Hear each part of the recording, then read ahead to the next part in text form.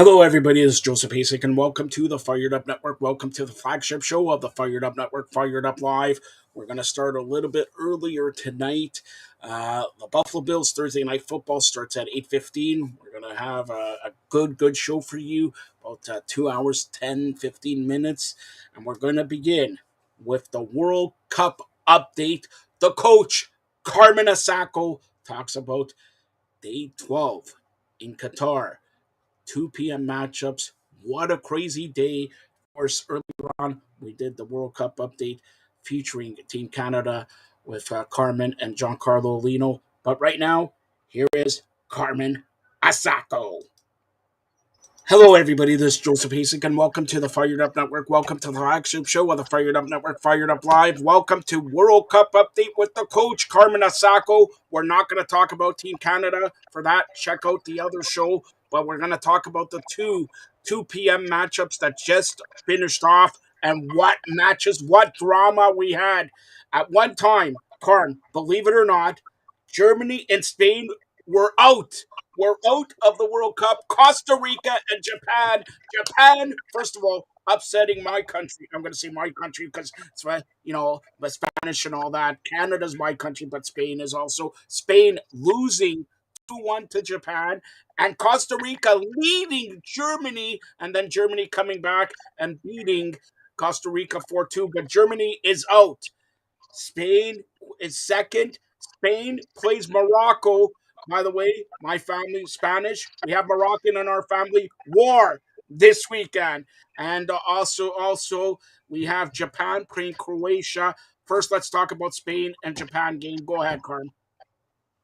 Yeah, crazy. The Spanish, I mean, statistics don't mean anything at this point. The Spanish dominated the game with the ball, created opportunities, scored a great goal through Morata, but the Japanese found some opportunities with their pressing. Spain kind of tried to play through every situation. For them, it's also about the way they win. It's not necessarily just how or if they win. And in saying that, the Japanese found a way to win, and because of the Spanish insistence on playing through everything, Japan found a couple of good goals. So Japan beating the top two probably teams in the world, in Germany and Spain, and finding a way. But again, for the Germans, it's their audacity and their arrogance that didn't get them through, especially against the first game against Japan. And that's how important every roll of the ball is in this World Cup. Because look where Germany's out, and at one point you were right, Spain and Germany were out. And for giggles, I was hoping that Germany let Costa Rica win, but no. And if Spain, if Spain would have tied, Spain would help Germany get in. I figure this World Cup is crazy because you look at Belgium, arguably number 2 in the world FIFA ranking, and Germany are both gone. Italy's not even making. What's going on in the world of football? Yeah, it just tells you how parity, and I mean, it's 11v11 for 90 some odd minutes, and anything can happen. Anything can happen the way teams play and the way teams don't play. Like look at the Germans. Musala for me was one of the best players in the tournament, but they just couldn't find a way to score that second goal against Japan. It's the game. That's why it's called a beautiful game. Anything can happen at any time, and good for the Japanese. Obviously, they weren't favored. They didn't have a lot of the ball, but we talk about the difference between Canada not getting through and the Japanese getting through is those moments. They found those moments to find some great goals. Let's hand it to Costa Rica. The first match, they lost 7-0, a touchdown to Spain. And thank God Spain scored 7 goals. That they needed every goal, put it that way. And then they bounced back, losing 7-0 the first game. And then even though they lost to Germany, they gave Germany a scare. They could have won the group. And unfortunately, they're gone. But let's give it to Costa Rica there also. Now, Let's look ahead to tomorrow's last of the first round matchups. 10 a.m. Ghana, Uruguay, Korea Republic, Portugal. 2 p.m. It's Serbia, Switzerland, and Cameroon, Brazil. Let's first start off. Who do you like, Ghana, Uruguay? Oh, that's we remember that great game a couple of World Cups ago where the handball of Luis Suarez kind of saved the Uruguayans in retrospect. But that's going to be a great game. Ghana's been very good. They've fine situations. They've been very good defensively. So that's going to be another. I mean, it's been fantastic. The World Cup has been fantastic, especially these games and the yesterday's games at 2 o'clock and these games at 2 o'clock. It's just been absolutely ridiculous. Like you said, Costa Rica being out, being in at one point and being out at another. So I mean, it's going to be interesting to see because Ghana's not out of it just yet, and Cameroon sorry, Ghana not out of it just yet, and Portugal's already advanced, and it's going to be interesting how they play against South Korea and what they do. So all to play for, and Uruguay probably in the toughest with that loss to Portugal. But All right. still a lot to play for. I'm going to say, Uruguay has been so bad lately. It's been so. I mean, I thought they were going to be one of the big players in this game, but it's going to be, for me, the Ayew brothers and Kudus have been fantastic, and Ike Williams is going to be important to this game too. And again, who's coming on? Is it going to be Suarez in the last game? Is it going to be Darwin Núñez? They need someone to step it up because neither Cavani or Suarez or even Bentancur or Valverde, they've been like all these names, but nobody has stepped up, and they don't even have a goal yet in this World Cup. So, All right. Who do you like in that game? Uruguay. you know what? We'll say Ghana because Uruguay has been so bad, but I wouldn't be surprised if Uruguay finds a way because they've been so mediocre and blasé in the attack, especially. But All right. let's go with Uruguay finding a way to win. You okay? Let's go with Korea Republic and Portugal. Portugal's probably going to rotate a lot of players. They let's say a tie. Let's say a tie. All And right. but South Korea Serbia, needs to win the Switzerland. game. South Korea does need to win the game, but I think that they've just been so poor again in the final third, and Son has been very underwhelming. So let's say a tie in that game, and then that's it. Serbia, Serbia, Switzerland.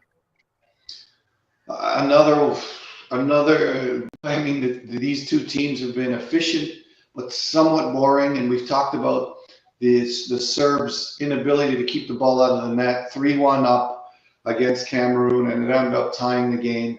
I mean, and it's an important game. Let's call. I'm calling a 1-0 win for the Swiss. The 1-0. Swiss 1-0 win for the Swiss. The Swiss and Brazilians go, but Serbia is very, very potent in the attack. It's just there, and Switzerland has been very, very organized, Right. and so. But I do think that the Swiss will find a way to find a goal in a counter situation.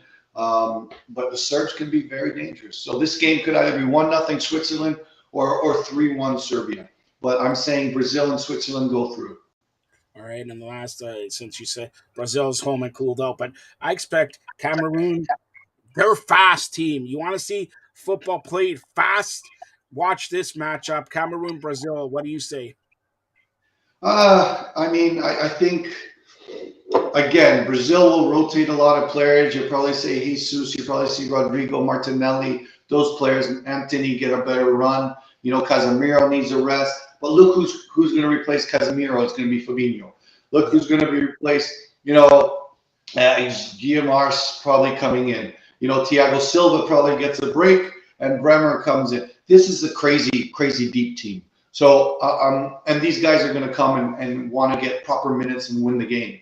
I do see them kind of sambaing, on this day, but it's going to be important. Like Abukar and Chipo Muting are going to be key. But I just can't see the Brazilians having just going through the motions and not trying to win this game. So I see a 1-1 or a 2-2 or in Cameroon kind of going out. Although, they have all the ability to do it, but it's going to be a very, very tough go of it, because I don't think the subs from Brazil are, number one, probably better, already more talented than the Cameroonian starting lineup, and number two, they're not going to go want to be the team that loses the game for Brazil.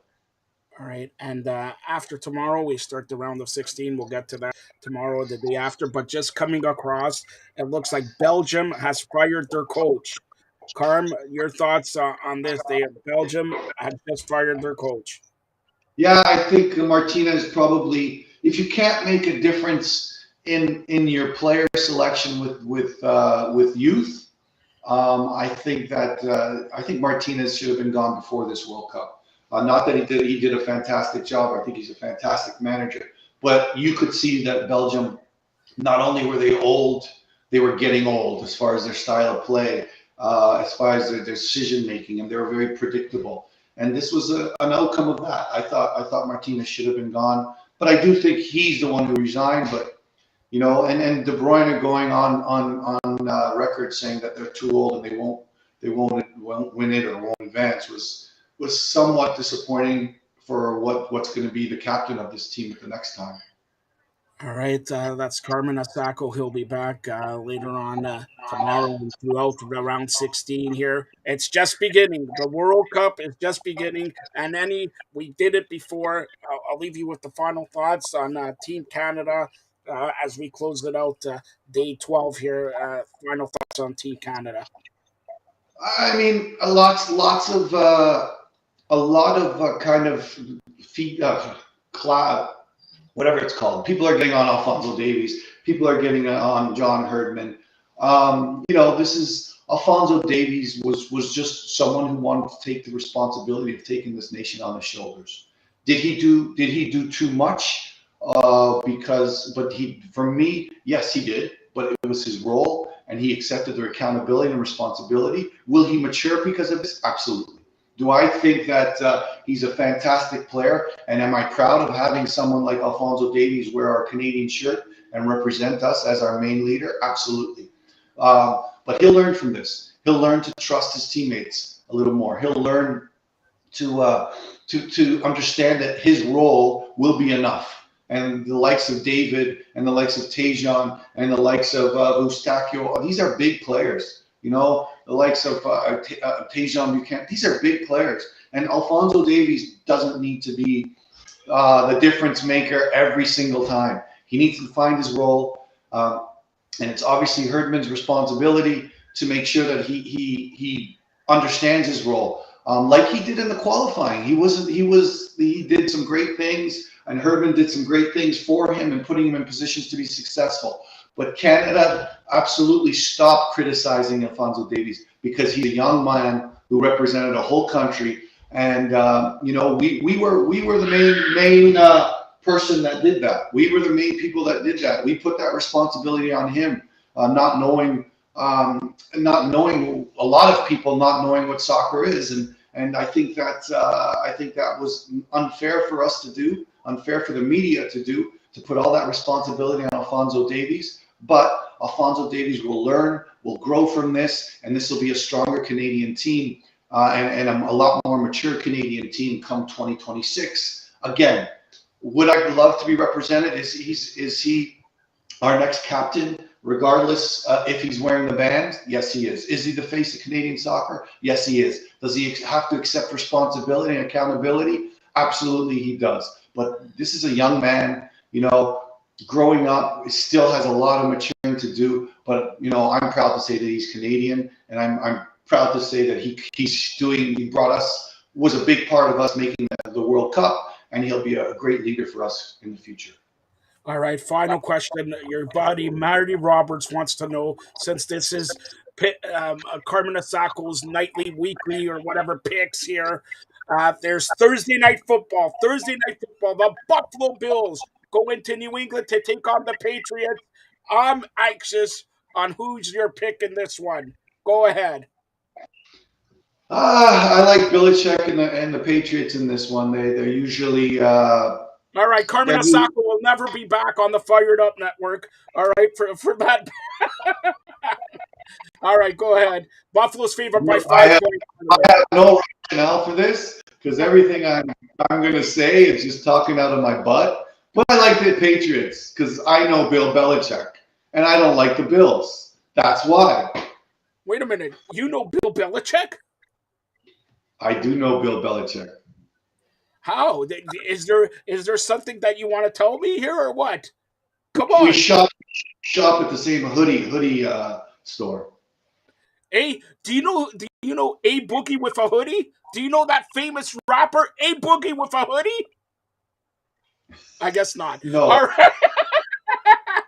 All right, he's saying the Patriots. Once again, Carmen Asako, nightly picks is going to be wrong. The Bills tonight going to show everybody why they will go February 12th to Arizona, the Super Bowl, and they'll show December 18th. We have a bet. I didn't want to tell this to Carmen. December 18th is the World Cup final. December 18th, also, the Miami Dolphins come into Orchard Park, New York. But me, I'm the president of the province of Canada. It's Quebec wants to go to, the States or whatever. Buffalo, Ontario, Quebec, New York. We have a bet. We're going to have a bet. It's going to be squish the fish time. We're going to bet for Nino DeBersa or whatever. But Carmen says the Patriots. I say the Bills. Tomorrow we'll be back here to see who's right. I'm going to be right. I'm never wrong. All right, Carm. Any Scott, final? Scott Norwood will miss an extra point to lose that game. All right, Scott enough, Norwood. enough. Bring back bad memories. Canada lost. Spain lost. What more do you want? Making a hat trick with Buffalo losing. All right. That's Carmen Asako. Stay tuned for more great programming here on the Fired Up Network. Thanks, Carmen. Hey guys. That is Fired Up Network exclusive with the coach, men and ladies of York University, Carmen Asako. Each and every day we do a World Cup update, and Carm's a big part of that. Thank you, Carm, for that. Now, as part of the flagship show of the Fired Up Network, Fired Up Live, each and every week, we present you FEM, Female Empowerment Movement, and part of FEM is Courtney Riddle, the Renaissance Mama. We're going to throw to Courtney right now. It's a special edition preparing for the holidays. Here's Courtney Riddle, the Renaissance Mama.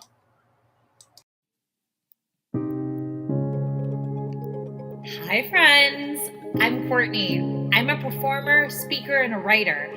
I'm a mama to 3 crazy boys and a sweet dog. I decided 12 years ago that I needed to create a business that worked for me instead of me working for it. I'm a multi-passionate entrepreneur who may be considered a serial entrepreneur by some.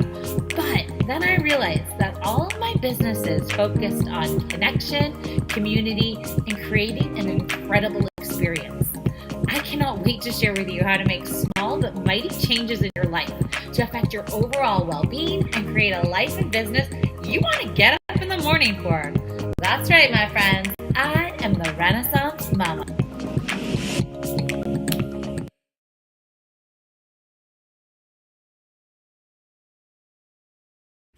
Hi, friends. It's me, Courtney, the Renaissance Mama, and I am so happy to have you here today. Thank you for checking out the show. And if you're watching video, you can see I'm wearing my little reindeer shirt today because the holidays are slowly creeping up. And I say slowly, but they're not slowly at all. I feel like the holidays, I think I have time, and then it's like this, oh my goodness, I have so much to do, and things get crazy. So that's what we're chatting about today. We're chatting about how do you navigate parenting and being a busy business owner when it comes to an already very busy season. Now, for me, being a business owner and being a parent are so intertwined. And I try my very best for when there's times that are really busy in my business season to be maybe a little bit, not slower in parenting. You can't really take a break, but try and manage my expectations of what I have to do during then, and vice versa. Like when summer hits, I try my best to not have any huge projects going on for my business. But there's certain seasons, like the one coming up, that it can't be avoided. It's so busy with family. It's so busy with business. You're hitting end of the year. You're planning for the new year. So many things are happening at once. So how can you manage it all? I know for me, the holidays can get extremely overwhelming and extremely stressful. And I always feel like I'm planning and I have time, and then it gets to be too much. So that's what we're chatting about today. And I'm sharing with you some of my tips, some of my tricks, and really just some of my ways that I manage during this very, very busy season. So this is one of those episodes that we're going to go back and forth when we look at business and we look at family, because I feel they are so intertwined when it comes to this very, very busy holiday season. All right, so the first thing that you need to do in your business and your family is you want to set super clear expectations. When it comes to my family, it's really smart to have a family meeting and really just chat. And maybe it's going to be a few meetings, because number one, I really like to set expectations for what my kids are going to expect when it comes to gifts. My kids are getting older, and the things they want are less in quantity, but more in the amount of how much things cost. So sometimes it's really good to have a conversation with your kids of like expectations of Christmas and, things that they might not quite get or they might get this year. I know for many years, I tried my very best to make sure any gifts that came from Santa were gifts that were nothing too expensive. I never wanted my kid to be the kid that went to school and said, "Oh my goodness, Santa brought me this." Someone else, Santa. So I always try and have kind of conversations with my kids of like, you know what, maybe you're at this, but you might not get that. Maybe you could think of something else you want, or really trying to help them realize, number one, that, the holidays isn't all about receiving, but also really having those conversations of what those kids can expect. Then when it comes closer to the holiday season of like where we're going and what's happening, I like being very clear with them of like, okay, here's our schedule for the next few days, because it can get crazy driving from one place to the other, making, you want your kids to be on their best behavior. You want everybody always saying thank you and all of this stuff. So I think having those conversations close to the day of like, all right, here's what our next few days are going to look like. Here's what I want from you guys. I want your help. Can you help me tidy up before guests come? Can you, help me wrap this present? Can you help me do this? And really get them involved in the process. For so many years, I feel like I was like magical mom and things just happened. But now, especially that they're getting that little bit bigger, I'm really going to be relying on my kiddos to help out as much as they possibly can. And setting those clear expectations are really important for your kids, because they, of course, love to know what is coming up next. But it's also a good way to make them feel like they have a say in what they do and a say in how they experience their holidays as well. I mean, who knows? Maybe they aren't interested in doing all the crazy activities you had planned. Maybe they want to sit and watch a Christmas movie. Maybe they want to bake cookies. Maybe they want to do different things. So I always love creating a bit of a holiday bucket list with my kids, and then also put in like those expectations of like visiting family. What's that going to look like? How that all works out. And I don't know about your kids, but sometimes we need to have a conversation of even expectations of what it looks like is visiting, right? Sometimes my kids go and grab their screens or something else, and I try to really explain like, hey, maybe this is a time you want to chat with grandma and grandpa, or let's play some cards, or let's do something interactive, instead of just telling them they have to, but really having that conversation back and forth. Then when you're looking at your business and expectations, you really need to be clear and you have to be upfront. Number one, of what you think you can handle the busy holiday season. You don't want to overextend yourself. You definitely don't want to make promises to your customers and your clients that you can't keep. You got to remember that they are also in this like state of stress and chaos and, holiday madness that you don't want to add to their plate. So really, if you have any deadlines that they need to order by, you have to be very, very clear with that. If there's any time that you're taking off, like be honest with your customers.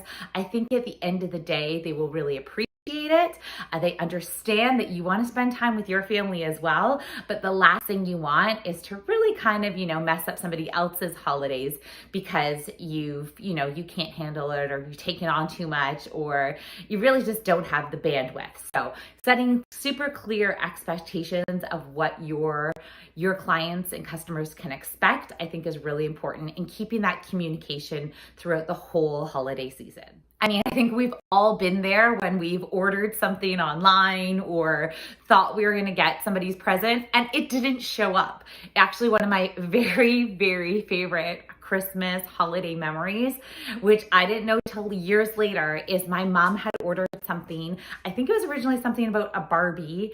And it was coming from it was a Barbie ice cream maker. I wanted it so badly, but my mom had to order it from the States and then it just didn't arrive.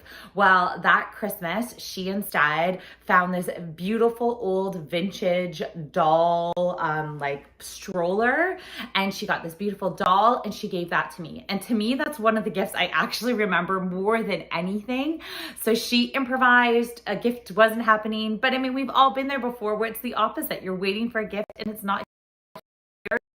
It sucks. The business over, you never want. You're trying your best to like plan ahead for those people that might order last minute, or be super clear and say, I am so sorry, I can't do it past this deadline. My next suggestion when it comes to holidays is, if at all possible, keep a little bit of routine. Okay, so as a parent, it is so easy to be like, all right, it's the holidays, eat tons of treats, stay up late, like do whatever you want. I mean, even myself, I overindulge like crazy in the holidays, and then I kind of don't feel great. Not only do I not feel great, but like it's hard to, continue all of the celebrating and visiting and all the things you're supposed to do when you're on very little sleep, or if you overindulge and you just don't feel 100%.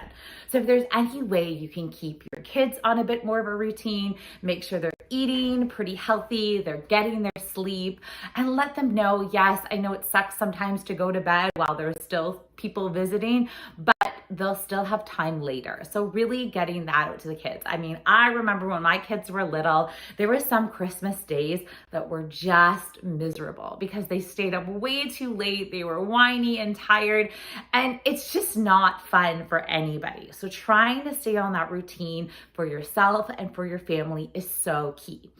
Also, when you're looking at your business, if there's any way you can keep routine. So if you are putting out a podcast or a show weekly, is there any way you can prep that ahead of time, schedule it ahead of? These are some of the things that your customers and clients are so used to receiving that you don't want to just be like, sorry, it's holiday break, see you later. You want to keep that routine. You want to keep that momentum. So if you can schedule ahead of time, this is the time to do it, especially if you're doing weekly content, anything that you've said you do on the regular, you want to keep it up. The only tip I would have for that one is you got to make sure you're making time to do the scheduling. I find sometimes we think as business owners, like, okay, I'll schedule it, I'll get to it. But if you don't actually block out that time to schedule or to batch work or to whatever you need to do to get it done, then most likely it's not going to get done. So keeping that routine, keeping things going the way it's going, even if you're not there, like that is the amazing thing about our society right now, is that you can, schedule things, it can post, it can look like you're really involved and happening, even if you're taking a little bit of a break. Okay, tip number 3 to managing these crazy holiday season is share the work. There is no award at the end of the day for you to do everything.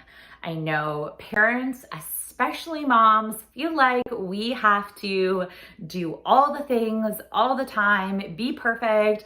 I just watched that Bad Moms Christmas and it was so true. There's moms feel like they have to do a billion things and just go above and beyond.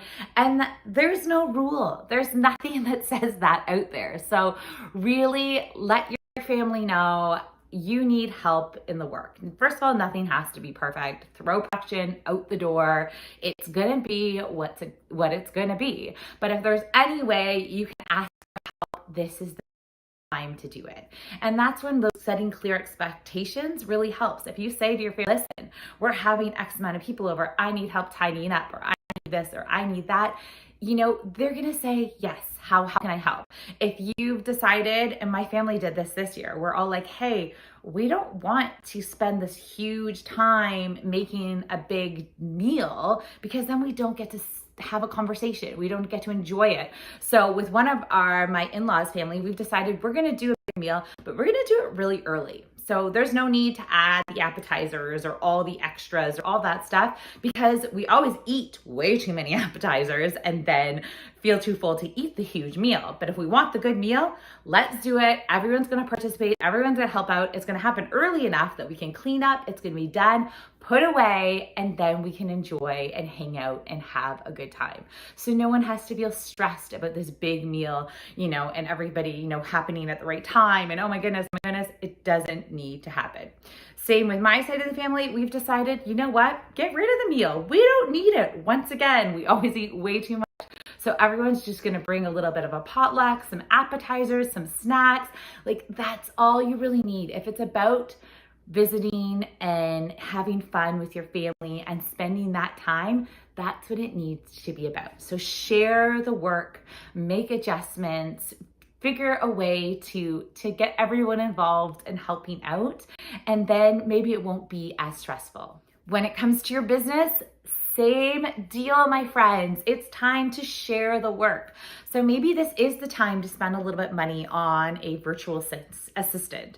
Maybe, spend 5 to 10 hours, whatever it may be. It doesn't have to be a huge commitment, but this be the time to, spend that actually on an app that does some scheduling for you.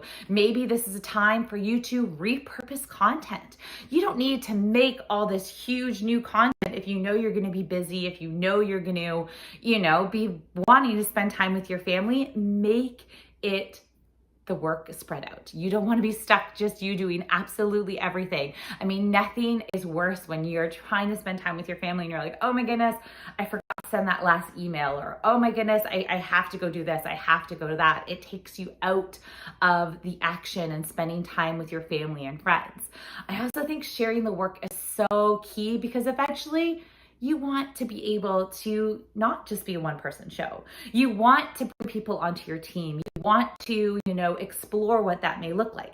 And if you don't have money to share the work, maybe there's a friend, maybe there's someone in your family, maybe there's someone you can reach out and to listen. I just need a little bit of help with, packaging this, or I just need a little bit of help with answering this emails. Is there any way you can help me with this? Reach out to your people because you would be surprised. I'm sure they want to help you. They want to help your business.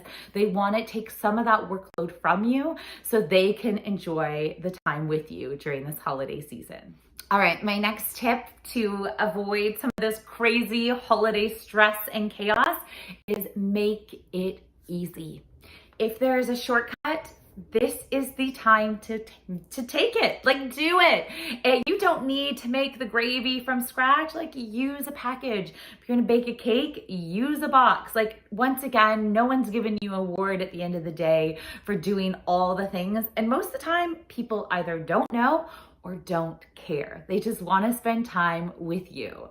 Let's talk about wrapping presents, right? So a few years ago, first of all, I think wrapping presents it's fun, the kids love it, but it's also kind of crazy that you spend all that time wrapping for them just to rip, and then you're throwing things in the garbage. Like, it's kind of crazy when you really think about it. So I love putting presents in bags, or what I really love to do with my kids is I hide the presents all over my house. And then it becomes a bit of an adventure and a game, and it's fun. So I give them treasure hunt clues, and they have to find their presents. It's actually one of their favorite things to do. So any way you can make this holiday season a little bit easier for you, I would say this is the time to take the shortcut. Maybe if there is an app for that, maybe you can buy those cookies instead of making them. Or maybe you can do it together, making them all as a family. I mean, there's been many times where my kids made all these delicious cookies, they've eaten them, and then they've wanted to give something to people around the street or do something. And I said, well, if we don't have them, what else can we give them? Can we, give them our time? Can we go visit them? Can we sing a carol? Who knows? But really trying to make things a little bit easier for you this season, I would say, is the best way to do it. And there's no need to be perfect. I think so many of us see all the Pinterest posts, Instagram. We're like, oh, matching outfits. I got to do that. I got to do this. I got to. But at the end of the day, if it's too much and it's too stressful, it is not worth it. I try so many times every year. I love adding a little bit of like personal touches to my gifts. And I have this list of things that I need to make. And it's something that's always been in my head because I always think it's really nice to give that little something that you've made personally that no one else has. But what I find is sometimes then my list of to-dos gets longer and longer and longer. And then all of a sudden it gets to the day and I'm like, oh my God, I don't have anything. What can I do? So I have to make shift and adjust and do what I need to. But at the end of the day, nobody cares. They just want to spend time with you. They want to have a great time with you. And that to me is when I look at those experience gifts, right? Like, is there any way you can give your time? I know for my 3 kids, if they were to have a special day with mom or a day with dad or a coupon that said you can choose anything where you want to go for one day with your parent, they would love that so much more than a gift that I ran to the store last minute and bought and wrapped up and gave to them.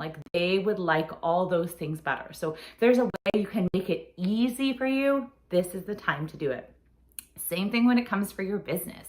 Things don't have to be complicated. If you've promised to make so much content or share or do this or do that, I would make it as simple as possible. Maybe your next content campaign is all about how you spend your holidays, how you run your business during your holidays, behind the scenes of your holidays preparation, all those things to make things simple. This is the time to do it. Make sure you have on your emails hey, it's the holiday season. I'm going to try my very best to get back to you, but I'm also spending time with my family. I think as a customer, I would love to read that, and I get it and I understand it. So I think as long as you're in open communication with your clients and your people, you're trying to make your life easy, their life easy, everyone around you life easy, then you really can't go wrong. A few more tips for making things easy with your business. I think I mentioned it before, but make sure you're utilizing scheduling apps. Maybe there's a way you can repurpose content. Who doesn't love a best of series? Maybe you're highlighting some of your old best podcast episodes. Maybe you're highlighting, hey, did you ever check out this blog post? There's no need to start from scratch when you don't have time. We want to make it easy. We want to make sure we're still serving our community, but let's do it in a way that you are not driving yourself crazy and in turn, not really providing the quality that people love from you. The next tip you need for this holiday season is focus on service. So how can you give to your family? How can you teach them how to give? I know for my kids, it is so easy to think Christmas is about getting and receiving and that's it. But is there moments that you can stop and say, okay, how can we give this season? And it's gonna be more difficult than you think. I know so many times I've like asked my kids those questions and I want them to come up with these great answers, and sometimes they don't. Sometimes you really need to help them brainstorm. Sometimes we'll create a list of things we can do, or maybe people in our neighborhood that we can help, or ways we can reach out. And I know sometimes my kids now are really loving buying presents for each other, which is so cute, but I really try and guide them of like, well, how else can we give? Can we give our time? Can we give our talents? Can we, call somebody and just like give them a little bit of connection? How can we teach our kids how to give? There was a few years ago that my boys are actually pretty young, so it's probably a few years ago that we had found out there was a family that recently came to our community and they had absolutely nothing. So they were looking for hats and mitts and a snowsuit and all that stuff. So we found some stuff that we had that was gently used. We packaged it all up and we brought it over and we delivered it to their house. Well, then we noticed that the kid was probably about 2 or 3 years younger than my youngest at the time. And he also had nothing for Christmas. So we went back to our house and the boys ran around and chose all of the best things that they no longer needed.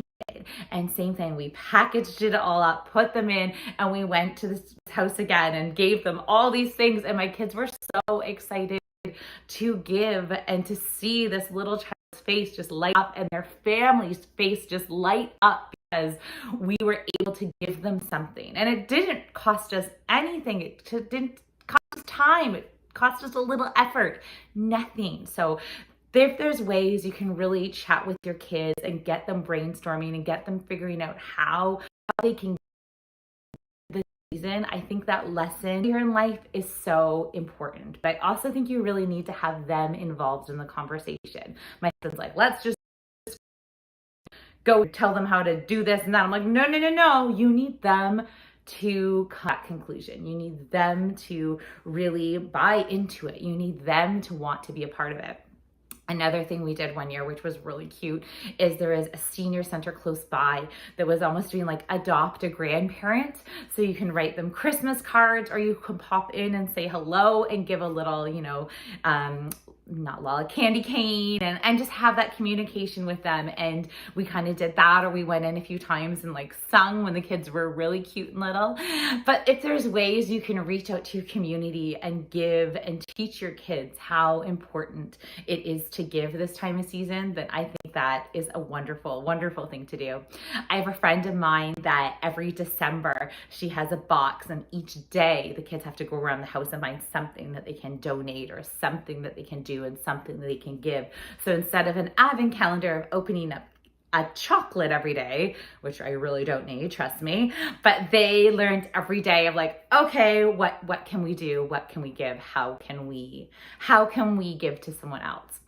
And with your business, I feel like it's the same thing. Are there ways that you can give back to your community with your business? This time of year, it's so easy to be like, okay, we gotta sell. It's holidays, people are buying, but is there any way you can give back? Is there any way that you can really connect with your community this time of year? Is there any way that you help them and reach out to them and see where they need help? And maybe that sometimes is where you can start. If you're like, I don't know how to even start this season, send out an email, send out a social media post of like, hey, I want to support somebody this season. What can I do? How can I help you? And see what kind of response you get back. You might get back none, because a lot of people find it a little bit hard to ask for help or assistance, especially in the holiday season, because like I said, we're all trying to do all the things. But you never know. You throw it out there, maybe somebody will ask you for that help, and you can find a way that you can really give and connect this season. Okay, my last tip for the crazy holiday season, and this is probably the most important one, is give yourself some grace. I know I've said it a lot in this episode, but I really want to reiterate that a lot of times what we on social media, what we see in those Hallmark movies, what we see, in the perfect Pinterest perfection, it's not real. So give yourself some grace. It doesn't have to look like all that. It doesn't have to be all the things. It can be exactly what you need. It was a few years back, my mom made this huge holiday meal, and I think she was just getting the gravy ready for dinner, and the gravy flew everywhere and spilled all over the floor. And my mother-in-law was like, oh my goodness, how can this happen? Like, Christmas is ruined.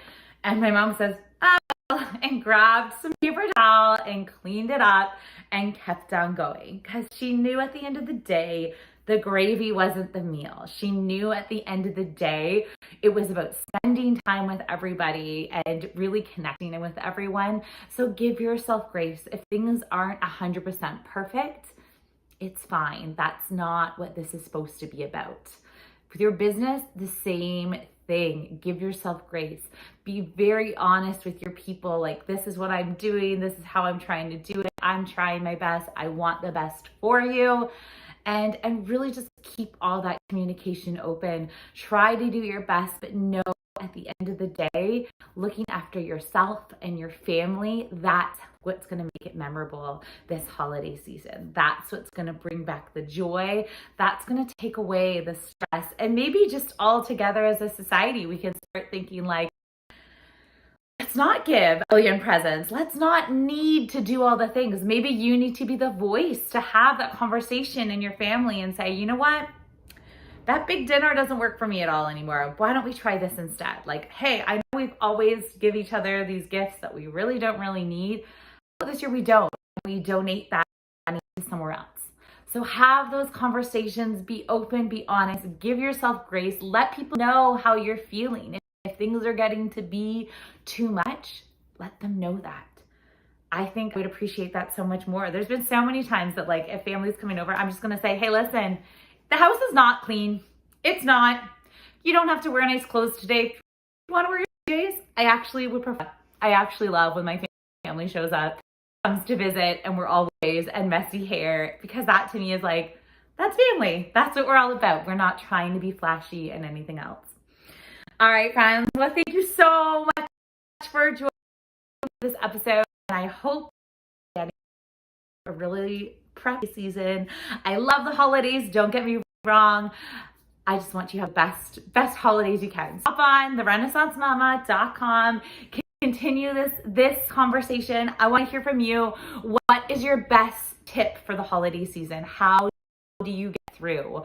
I would love with my audience. And one more really, really exciting thing.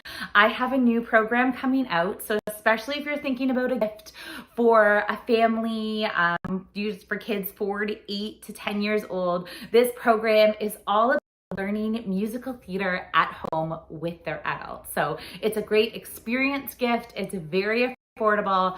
Find it on therenaissancemama.com, and bye for now.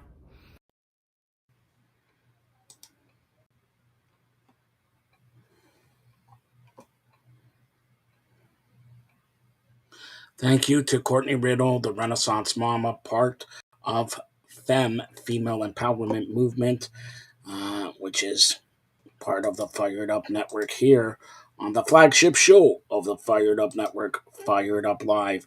Now we're going to do part one of Anthony K. Yes, Anthony K. will get you sports fluent with crunching the numbers, first of all, and a very special guest. Here's Anthony K. Now you're more fluent. It's time for Crunching the Numbers with Anthony K. here on the Fired Up Network. Yeah, you're about to get more fluent here on Crunching the Numbers. I'm Anthony K. Sports _fluent everywhere on social, here on the Fired Up Network, on Sports Fluent YouTube. We're everywhere. So here's what we're going to do this week on Crunching the Numbers. As always, I'm going to give you the breakdown of teams. First, the spread, the NFL, the league, what's going on, what the trends are, who you should be betting on. I'm going to give you the top 3 teams and the worst 3 teams versus the spread to help you finish off the season strong. And we're going to end the show off with our top 5 picks. I've brought in a special guest to help me make some picks. So let's go right off the bat against the spread. You know, I always like to start away teams 50-50. Yeah, literally 50-50. The away team is 87-6 versus the spread this season in the NFL, which means if the away team's 50%, The home teams are 50-50. So that really doesn't give you an advantage. They're also 87, 87, and 6 versus the spread. So let's take who's home, who's away, and we throw it out the window to the wall. Well, maybe just out the window. All right. Then we got favorites. Got to be careful with favorites. Favorites against the spread are 76, 98, and 6. That's 43.7%. So favorites, if you voted against the favorites, you'd be right. You could do the math. 56.3% of the time, yes, the dogs versus the spread are 98, 76, and 6. This just makes such mathematical sense. So the dogs are the ones that are getting you need if you want to win NFL betting. Away favorites. So this is where it starts to happen. If you are an away favorite, 29, 40, and 3, that's 42%. Away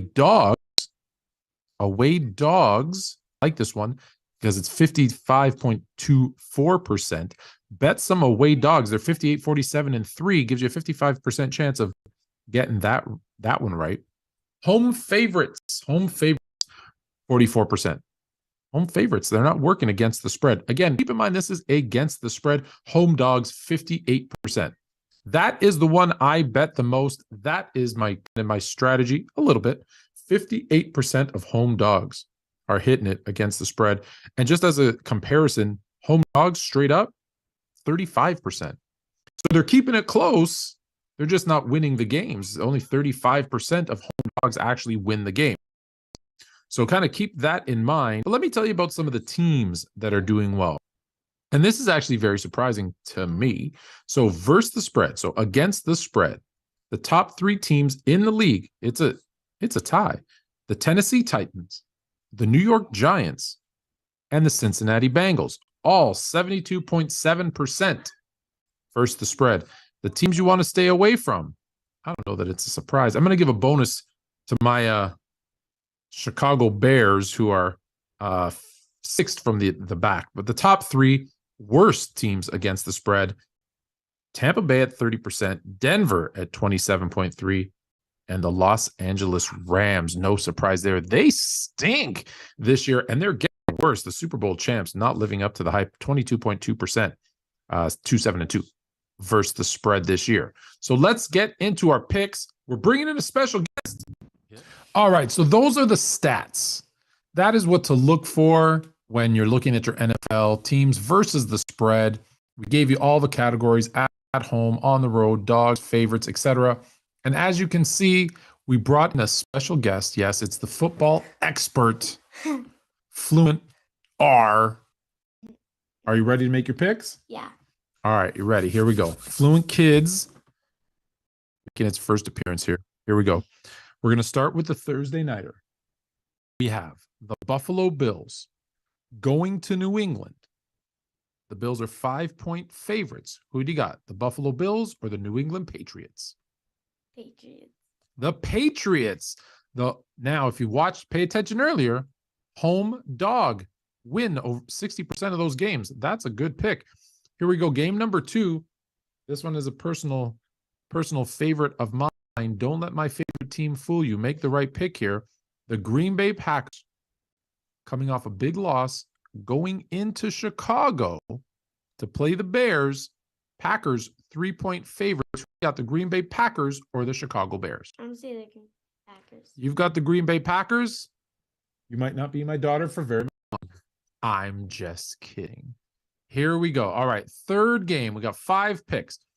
Third game. This is a good one. This is a good one. The team that beat the Bears last week, the New York Jets, up against the Minnesota Vikings in Minnesota. Minnesota 3-point favorites at home. Who do you got, the New York Jets or the Minnesota Vikings? The Minnesota Vikings. Minnesota Vikings. All right, that's a good pick. All right, we have 2 more. We want to make this a good one. Oh, we're not going to do that game. I'm going to save that game for later. Oh, I like this one. I like divisional games. The NFC West. We've got the Seattle Seahawks going into Los Angeles to play the Rams. Seahawks, 8-point favorites. Fluent R, who you got? I'm going to say the Rams. You got the Rams. Okay. We'll do the Monday Nighter, and then I'll give you my picks. All right, the Monday Nighter. The New Orleans Saints going into Tampa Bay to play the Bucks. The Bucks, 3.5-point favorites at home. Who do you got? The New Orleans Saints or the Tampa Bay Bucks? The Saints. You've got the Saints on the road. That's a huge upset. But hey, let me tell you my picks. So Bills and Patriots. I'm gonna go with the Buffalo Bills by a touchdown. So you're taking the Patriots with the points. I'm taking the Bills. Packers and Bears. I always have trouble when I bet for the Bears, but since you picked the Packers, I'm going to go with the Bears at home. I think there's an upset brewing in Chicago. Then we've got the Jets and the Vikings. You pick the Vikings? I'm also going with the Minnesota Vikings at home by 3. I actually think they win pretty big. Don't expect to see the Mike White you saw last week versus the Bears this week versus the Vikings in Minnesota. The Rams hosting the Seahawks. I think we're seeing starting to turn the other way for the Seahawks with Geno Smith. I know he has looked great, but I think I'm with you to go with the Rams taking 8 points at home. And then the last game, the Monday Nighter, you've got the Saints on the road. I'm going to go with the home favorites. I'm going to go with the Tampa Bay Bucks. Tom Brady gets it done. That's it for this week's picks. If you have questions, it's _ on TikTok, IG, and Twitter, or Anthony K at sportsfluent.com.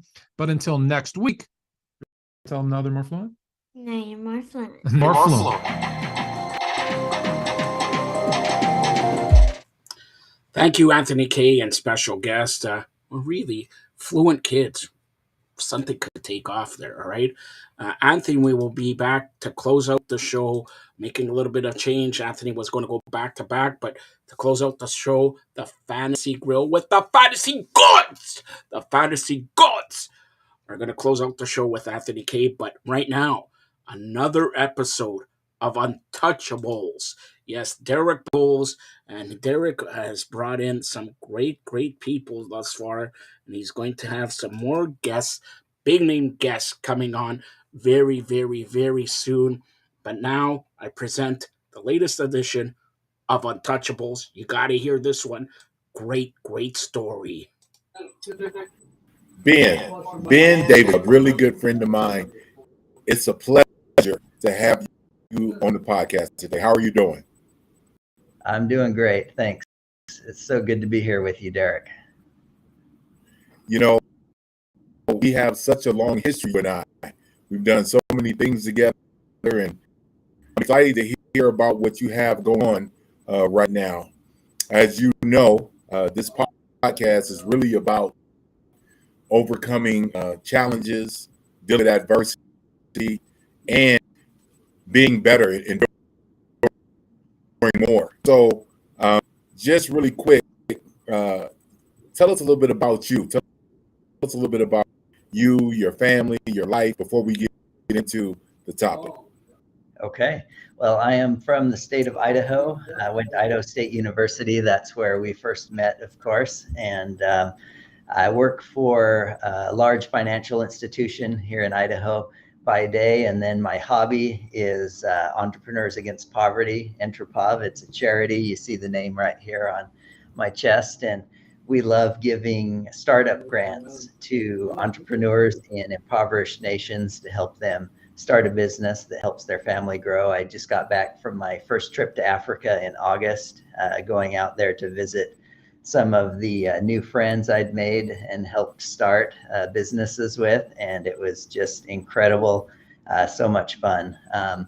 But yeah, I live here in Idaho with my family, like the outdoors, and love entrepreneurship, love traveling, love philanthropy. And so this just kind of puts all those three things into one. You know, I love, first, I love that you had the idea and the vision to create this organization. My question to you is, tell us about the company. Tell us a little bit of history about it. Okay. So as you know, I've always loved entrepreneurship. You and I have worked together on some startups, your speaking business and creating online courses, things like that. I really enjoy it. But the one thing that's really crazy about the US economy is it's so complex, so large. And so to me, entrepreneurship is just not fun in America.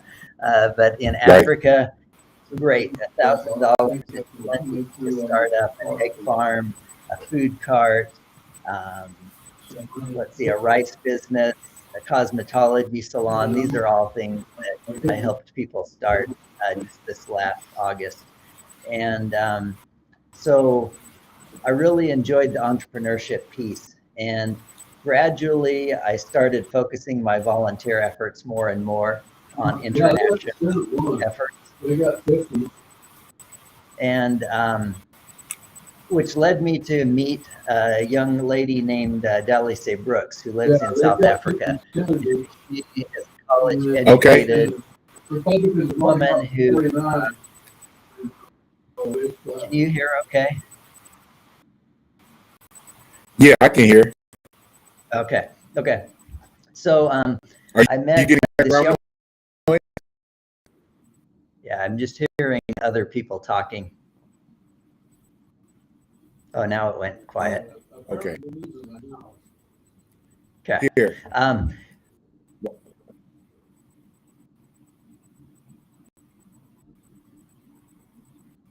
Yeah.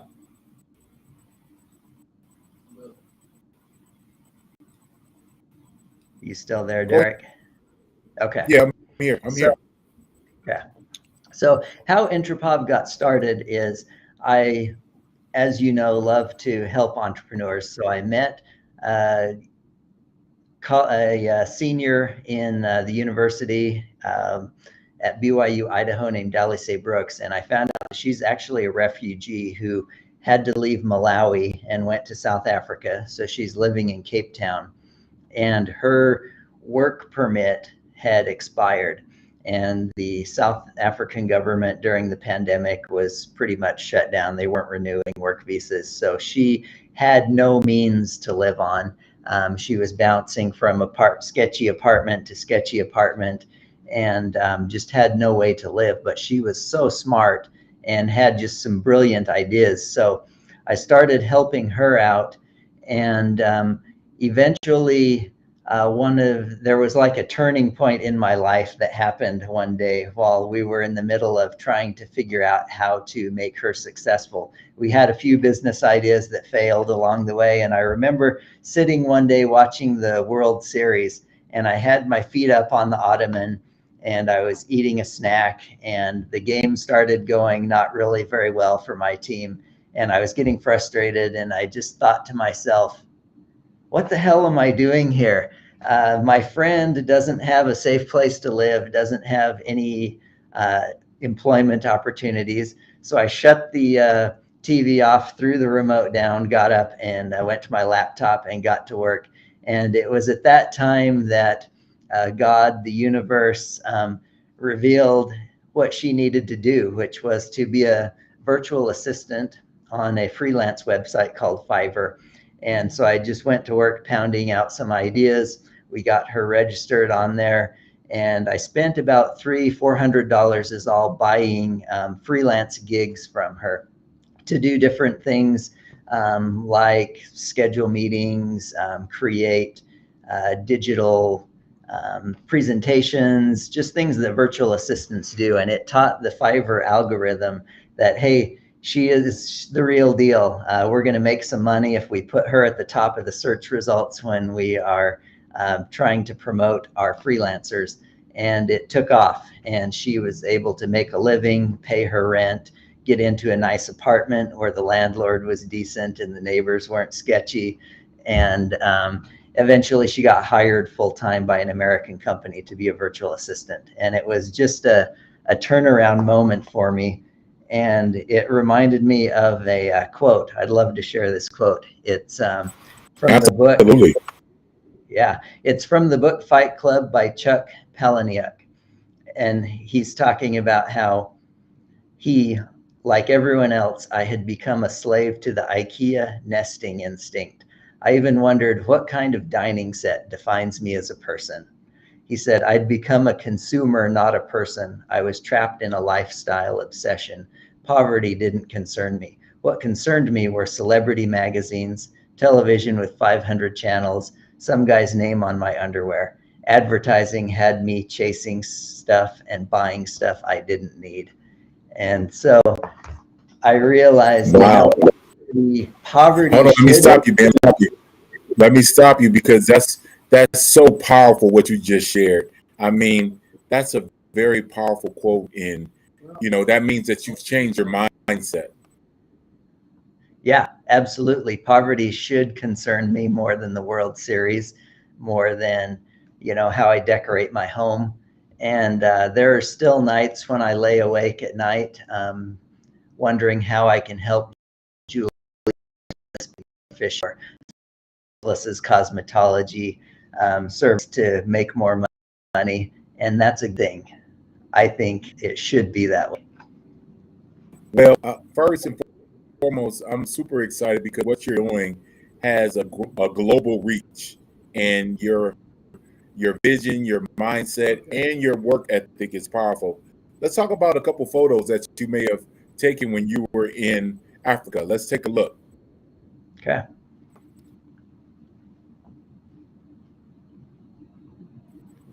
Let's see that first photo, and I really would like to tell us a little bit about this, Ben, and just break it down so everybody can understand their business, how you support it, and what they're currently doing. Because I think this is just a big deal, just on a global standpoint.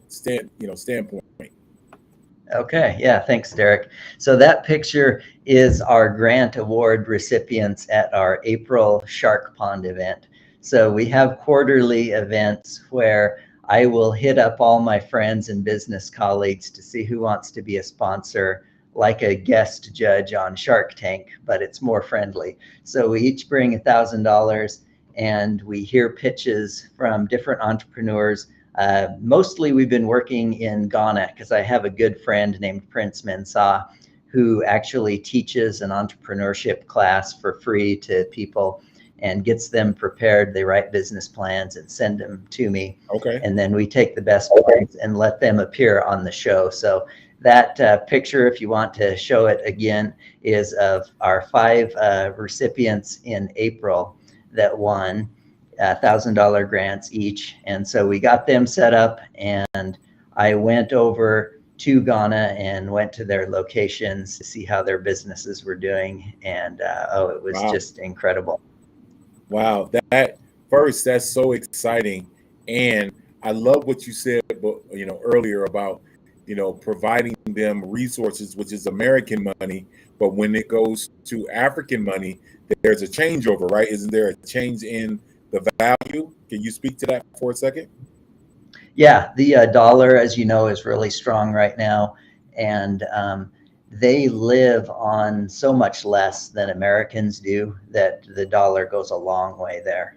So what we would spend just for permitting to start a business here is more than enough to actually get the business off the ground. So, and the other fun thing about the project is my friends and business colleagues that I hit up to become guest judges, they get to make a friend with whoever they sponsor. So at the event, I make sure to introduce them, exchange contact information.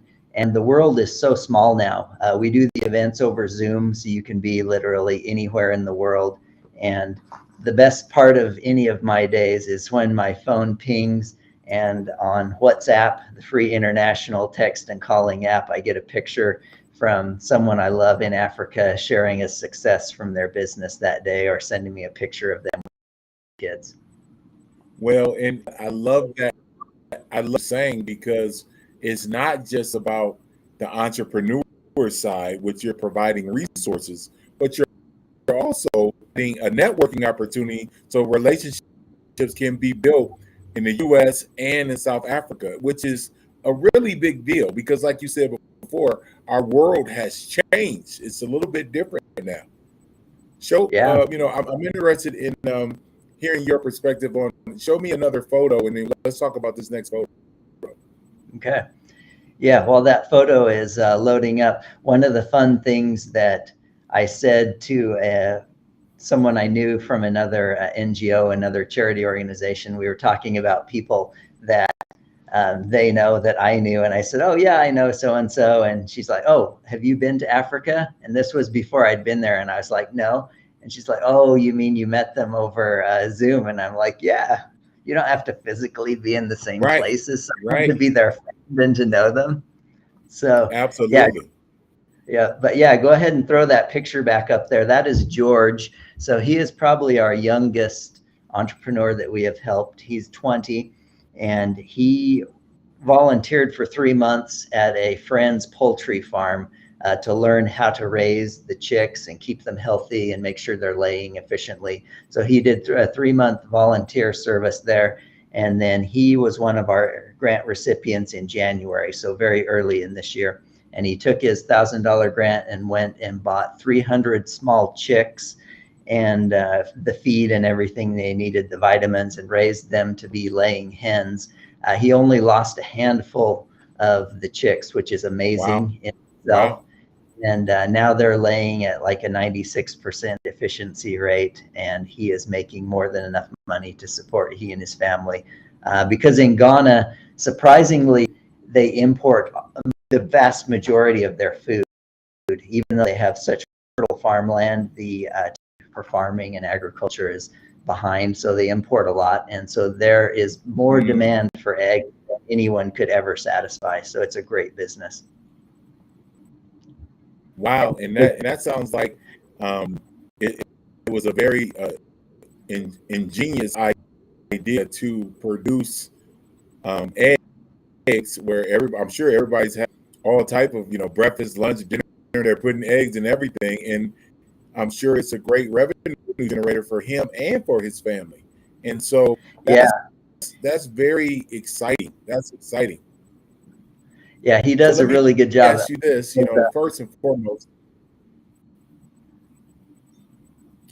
Well, I just want to make sure before we go any further, those two examples that we just had, I want to make sure that you give out your contact, maybe your email address or your cell phone number, so people can reach out. Because one of the things that I think is important, why we started the show Unstoppable, is we want to highlight people who are making a difference and who are really impacting our world, our society, and our culture, and how we take care of each other. And so before we do anything else, before we show another photo, before we do anything else, give us your email and the contact number so people can contact you, so we can continue to build relationships and get people who want to donate and support to support entrepreneurs. Okay, wonderful. Yes, if you would like to make a friend in Africa and be part of a really fun business, then go to my website if you would. You'll see it on the running ticker at the bottom of the screen. It's entrapov.com. So like my logo shows, ENTRAPOV. It stands for entrepreneurs. The A is for against, and POV is for poverty. So Entrepreneurs Against Poverty, entrapov.com. And you'll see some buttons there in large yellow, green, and orange, which are my colors. And the buttons will take you to grant recipient request, or if you want to be a sponsor, and it tells you all about how to get involved. My email is entrapov@gmail.com. We're always looking for sponsors. So as you know, our relationship goes back to me riding a bike across the country from San Diego to New Orleans. But based on what you're doing, how can I get involved? Like, what are your thoughts to have me either support or be a part of it or do something? What do you have in mind? What are you thinking? Yeah, so I am really excited to have you be a guest sponsor at our January 22nd event. So it'll be over Zoom and broadcast on Facebook Live at our Entrapov Facebook page. And so you'll be there. You've kindly brought your $1,000 donation, and you're going to pick out a an entrepreneur and become friends with them, give them encouragement, maybe a little advice, and then hopefully this summer we'll go see how they're doing when we go back to Ghana. So I'm way excited for that. Man, that's super exciting. And the truth is, there are so many people who have resources and the opportunity to have a global impact. And we just want to encourage you, if you're listening to our show today, the door is open. And when I say the door is open, I'm an athlete, meaning you got a chance to go up and dunk the ball and make a big play, stay in line and just keep the jersey on. I'm pretty transparent. I want you to realize, like, we need to be thinking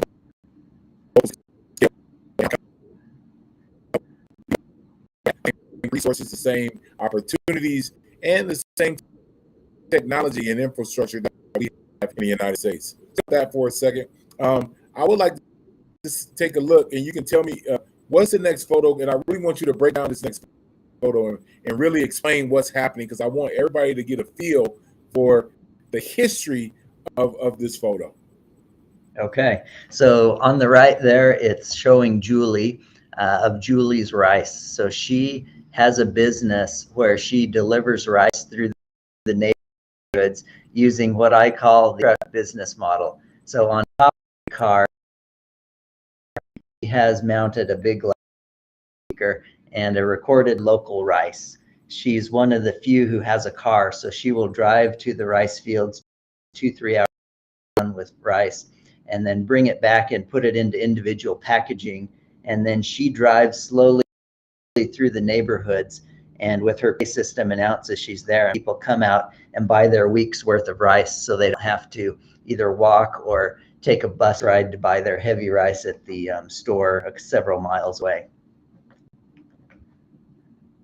So it's just a genius business model that works so well there in Africa. Well, and I love, I love the support, but I love her ingenuity to use the microphone to let everybody know, I got rice, and if you want to get dinner tonight, you may want to come so we can eat. Yeah. That me speaks to sometimes we in situations where we don't have everything we need, but we have to find solutions so that we can get people to engage and know, like you said, the ice cream truck model, that the ice cream truck is driving by, but in this case, it's the rice truck. Yep, exactly. Is that right? Yeah, the inventiveness of these entrepreneurs is something that I love. The businesses are just so creative, and it's their ideas. So it's not like us coming from America saying this is how business should be done, because they have a better way.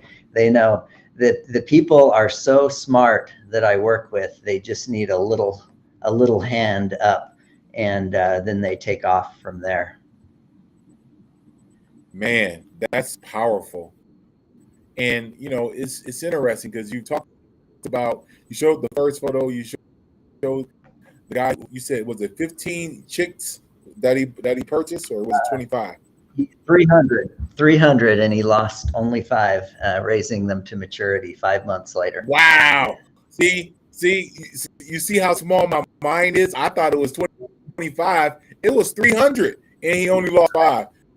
That says a lot. That says that his care for those chicks were unbelievable. And not only was it unbelievable, now they're restoring it. They always say whatever you invest will it'll go full circle, and it'll double when it comes back around. Is that fair? Yeah, it's really fun now because these last 2 entrepreneurs we've seen pictures of, they've been in their business for almost a year. And so George just recently bought 400 more chicks. So eventually he'll have a flock of about 700. And Julie is saving up her money because she wants to buy a big truck so that she can have more rice and set up distributors under her. So we're currently looking to help her find an investor that wants to earn 5, 6, 7% return on a business auto loan, and then she will be able to expand operations as well. So it's fun that we helped them get started, but then they're taking it to the next level. Oh yeah, and I love the fact that it sounds like she wants to really get other people under her to build other regions so it can go really across South Africa. Is that fair, or am I being confused on what the vision is? No, you are exactly right. When I went, it's Ghana. When I was in Ghana, we would travel the roads and they're dirt roads with lots of deep ruts, and people selling on the side of the road just everywhere you went. If we ever got hungry or thirsty, if traffic got busy, you just rolled the window down and put some Ghana CDs as their currency out the window, and you could get whatever you need. So it's just such a different economy, and it's just fun to learn how it works. So I am pretty fluent in the South African rand is their currency. The CD from Ghana, and then Nigeria, they use Nadira. And so the exchange rates are, different, but it's so fun to learn more about other countries and how their economies work. Yeah, and that's powerful because it gives you a different perspective on having that international experience, and now you get a better understanding of, sometimes, especially here in the United States, we're spoiled, like we're spoiled, and so we need to be thinking about if we have opportunities and resources and things that we can provide, especially to countries. We need to be diligent in trying to be ways to make that happen, and that's what I love about it. I think it is an unstoppable moment. It's an unstoppable mindset. It's an unstoppable vision, and not only that, it's an unstoppable. As you move forward, there's no telling how many communities across the country of Africa you're going to be able to help. Which, at the end of the day, that's about. Is that fair? Yeah. Absolutely. There are so many good people here in the US that want to be part of this when they realize just how easy it is to make a friend there and to get involved in a fun business. And so we've grown a lot. When I started this in early January of this year, I thought I'd help maybe 2 or 3 people during the year, and it would be a fun little side project. But Prince there in Ghana and Dalise in South Africa had such a bigger vision. We've helped 19 entrepreneurs so far here. And at the event in January, we have several more that will be there. So one of the people you might be able to sponsor is a guy named Adam in Nigeria, and he is a master leather craftsman. And right now he uses a mechanical sewing machine to make his bags and cases. And he's just asking for a grant so that he can buy a couple of electric machines that he'll be able to do the work 10 times faster. I have videos at intrapop.com of him using this old-fashioned mechanical machine and sewing away and making some really amazing stuff. But it's going to be fun to see what he can do with some really good tools. Wow. Well,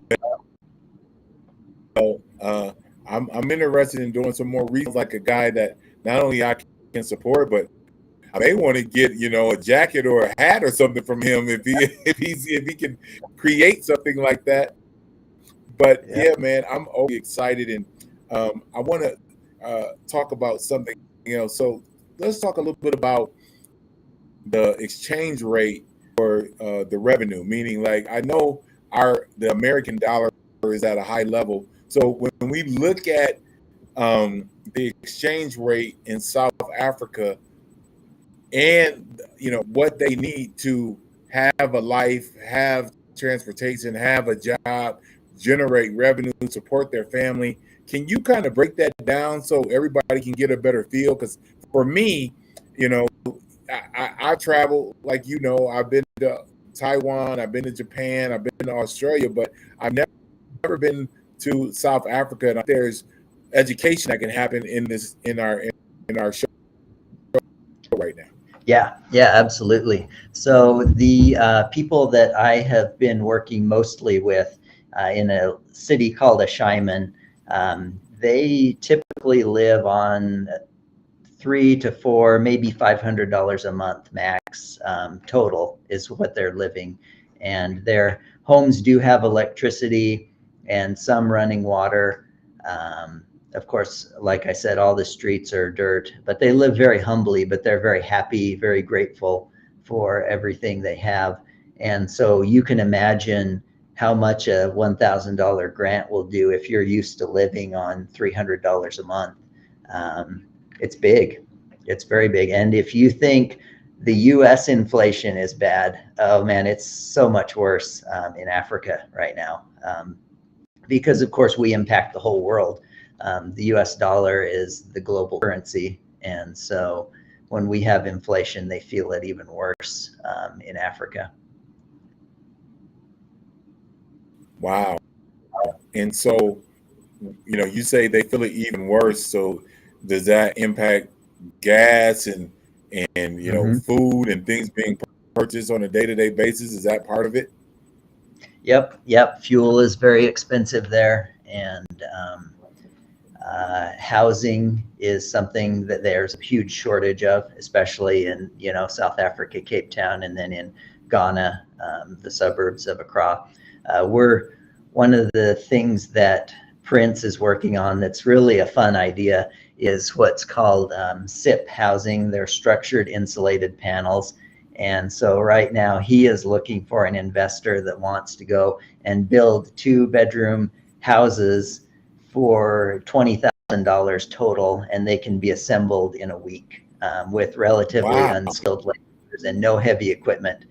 So those are the kind of things that we can do, and you don't have to be a millionaire to start to get involved in some of these fun projects.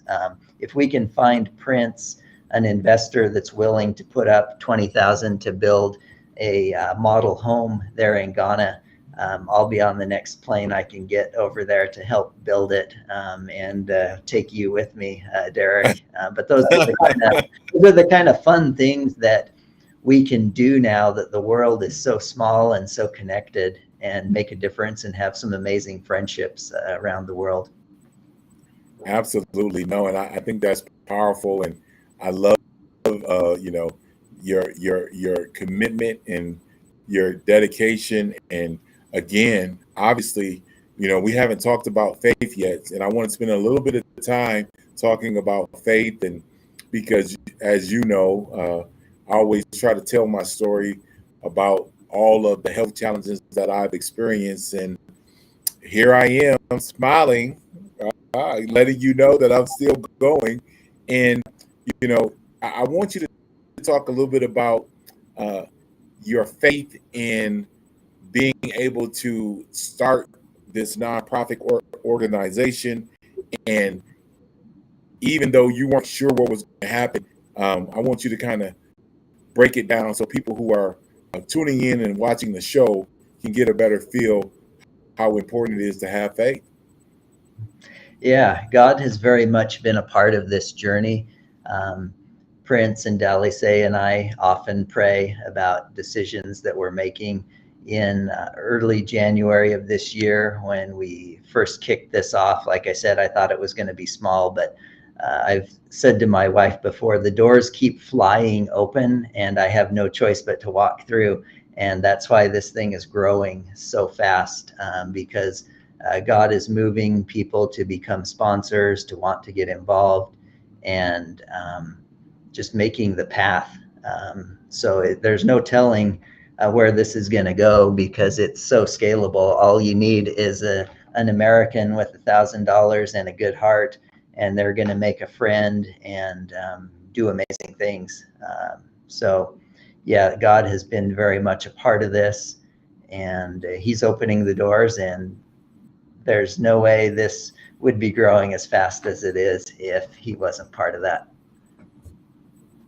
Man, and that's so encouraging, and that's so uplifting. And one of the things that I've been saying as of late is allow God to be God. And I think we sometimes we try to figure it out ourselves, and we try to come up with solutions, and we try to pretend like we're going to grow at an unbelievable rate. But at the end of the day, God has the last say on what doors will be open and what doors that will be closed. And so, honoring God and having faith is unbelievable. And I appreciate you taking the time to share that, because I think sometimes, especially when we're in a time where we're not sure what's going to happen, I think we get nervous and then we're afraid to take a step instead of just stepping and letting God decide what's going to happen. Is that how you feel? How you feel about that? I feel the same. One of the things that I often say to my kids is, if you really want to feel God's love, then try to feel how much he loves the people you're serving and you're helping. My prayers now are really trying to figure out how to help Julie or George in Africa. And I have very strong confidence that those prayers are going to be answered because they're not selfish. And I feel God's love so much stronger for them. And that's beautiful for me too. It doesn't have to be directed at me. I remember when I was a lot more immature in my faith, I would pray, "Do you love me, God? Help me to feel this overwhelming love you have for me. Me. And the truth is, if you lose yourself in the service of others, that's how you find yourself. And I've never been more full of joy than loving the people that God loves and being allowed to feel how much he loves them. Man, that is so encouraging, and I love your statement.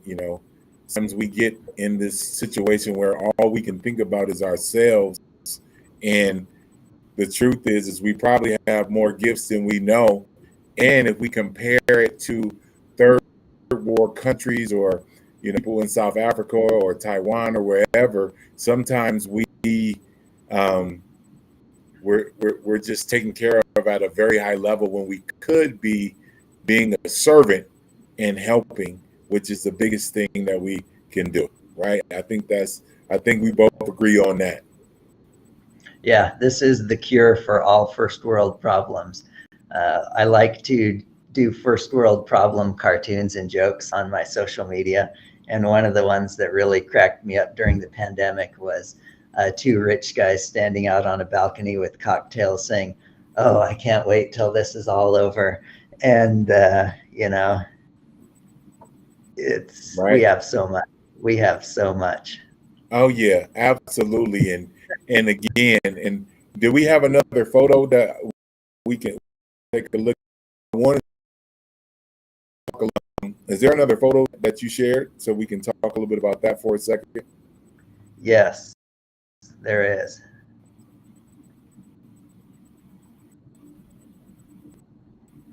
We should have. Oh, yep. So this is Julie's car, and this helps you be able to see the ice cream truck business model in action with that speaker on the top playing the information about the local rice. And this is one of the main markets. Okay, so in Ghana. And there should be another. See, I'm so. Oh yeah, here we go. There you go. So, yep. So this is Solace, and she has been a trained cosmetologist for 30 years, and most of that time she hasn't had a salon. She would actually have to hop on a bus and go to her client's home to give her services, which really eats into her profits and her ability to have more clients. So she got a grant in April of this year and set up her own little salon. They call them container stores there in Africa. So they're like half of a shipping container with a door and windows cut into it, and you can lock them up tight at night.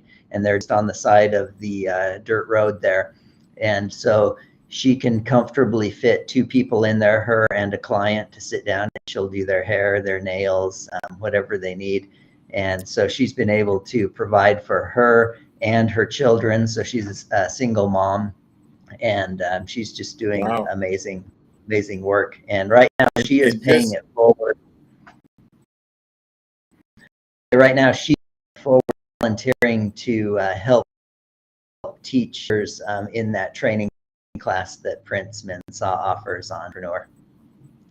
Okay, no, that's great. And I just had a question, was just more personal. How many children does she have? Just out of curiosity. I believe it's 3. Yeah. Wow. Wow. And so now she is not only paying it forward, but now she's generating revenue to support her and her family. And she wants to continue to build it. Yeah. One of the happiest moments in my life was during an interview with her where she says, "I'm going up and I'm not going to go back. After 30 years, I've got my own place here, and I'm so happy." So that's, one of those moments that I live for. I remember another one too. This was with Dalisay, the very first entrepreneur we helped. And she sometimes takes care of her little niece. And when I'm on a Zoom call with Dalisay, her cute little 4-year-old niece will pop into the screen and say hi. And one day we were talking, and her niece whispers in Dalisay's ear something that I didn't hear. And Dalisay said, "Oh, she wants to know when we're going to get ice cream, because we can afford to go get ice cream now." And I mean, you could not have given me any happier moment than that. Well, as soon as you told me that, I got goosebumps on my arm, because the truth is, that means that you're impacting that young person, and she doesn't even know that her family is an entrepreneur and they're doing a business, and now they have the resources to go get ice cream. But the fact that you doesn't really matter, I can tell by your spirit, and it's just powerful what you're doing. And I just want to tell you how much I appreciate you. I appreciate us having this conversation. And I think it's something that, we need to be thinking about again on a global scale. I think there's a lot of people who have resources across the United States who are, taken care of at a very high level, and not realizing that we have different, expectations of our own personal journey. So I just want to encourage people to really think about what we're saying. Think about how you can get involved. Think about the $1,000 donation. Think about the entrepreneurs you can help. Think about traveling to South Africa whenever you're comfortable. I think there's so many things that are floating around in the universe that we have to really, wrap our mind around. And then not only that, and then this is the biggest thing that nobody wants to talk about, and then execute. And when I say execute, I mean, okay, I want to give $1,000. I want to support. I want to connect with the entrepreneur in South Africa. I want to go to Ghana.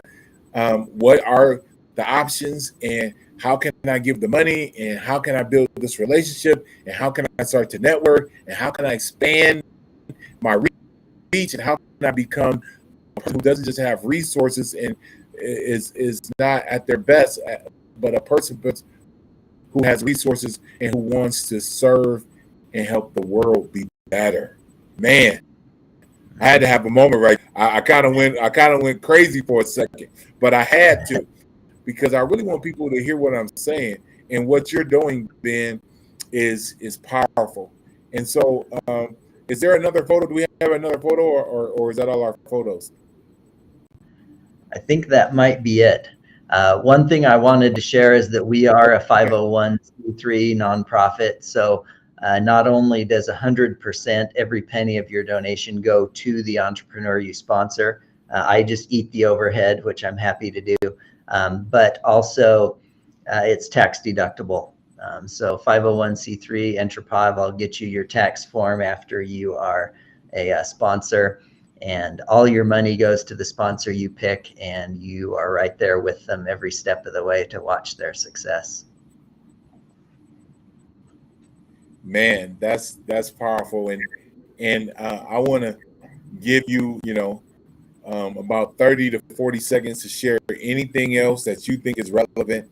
Um, Anything you would like the audience to hear, anything you want them to know, because again, you have an unstoppable mindset you've brought to the table, and that's what we're going to do. We're going to brand the word unstoppable. So whenever you see me wearing this hat, see this sweatshirt, or I got a bunch of gear that has unstoppable on it, I want people to realize, like, when you go above and beyond, and it's not just about you, it's about other people. It impacts people generation after generation after generation after generation. And so I just want people to realize that's super important. That's why I wanted to have this show. I'm going to give you, starting right now, you got 40 seconds to share what you want to share. Okay. Well, we would love to have you make a friend across the world. And if you would like to become a sponsor at our next event, January 22nd, 2023, go to entropov.com or email entropov@gmail.com and just let me know. To reach out to you. What quotes is, the things we own end up owning us. And so I'm going to be happy to take my boat fund to January 22nd's event and give it away to an entrepreneur and not buy a boat, so I don't have to service that thing, store that thing, repair it. That's waste. Don't need that, but I do need more friends in Africa and more smiles and amazing text message during the day sharing their success. Ben, you are phenomenal, Ben, and I just want you to know that I'm looking forward to showing up on the 22nd and being a part of it, and seeing if I can mentor and be a part of supporting an entrepreneur. And just thank you very much for being on the Unstoppable Show. I appreciate your time, and thank you again, my friend. Thank you, Derek, and God bless you. Appreciate all the good work you do. Thank you. So I'm just going to transfer for a second. So one of our next guests is a really good friend of mine. I've known him for a long time. We had a number of opportunities to connect. 25 years as the head coach of Louisiana State University. He is Dale Brown. And I talked to him this morning, and he's told me, he said, Derek, the truth is the truth. And I say that because that's how we're going to start our conversation when we get together on the next Unstoppable podcast show. I hope you enjoy, and we'll go from there.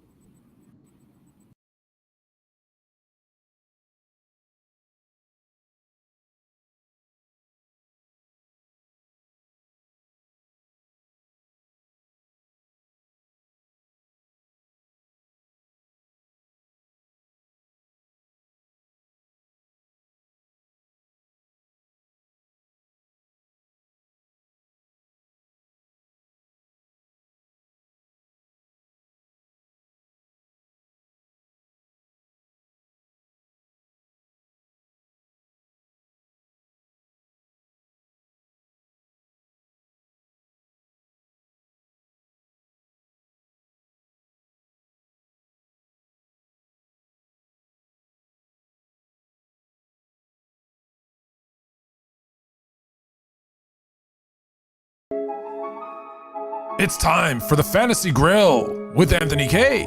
Here on The best part, Network. my son always wants to talk sports and stuff, right? But he's basketball. My daughter came down yesterday and she said, "Hey, what are you doing?"